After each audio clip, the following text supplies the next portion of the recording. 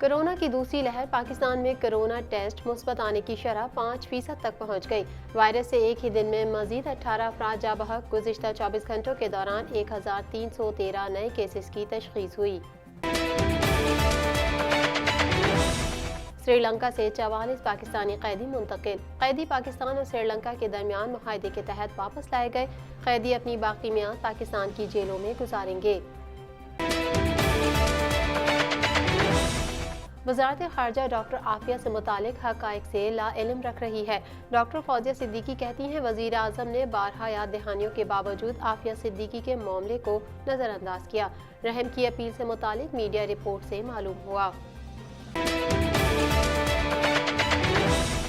नैब दफातर में school college खोले जाएं। कैप्टन रिटायर्ड सफदर कहते हैं, चेयरमैन नैब जिद की बुनियाद पर मेरे खिलाफ इंक्वायरियां कर रहे हैं। अब वक्त है कि नैब कानून में तरमीम की जाए।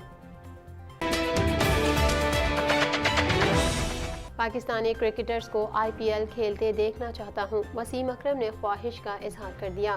कहते हैं, खेल को सियासत का निशाना नहीं बनाना चाहिए। बाबर आजम और विराट कोहली के दरमियान कोई मवाजना नहीं करना चाहता।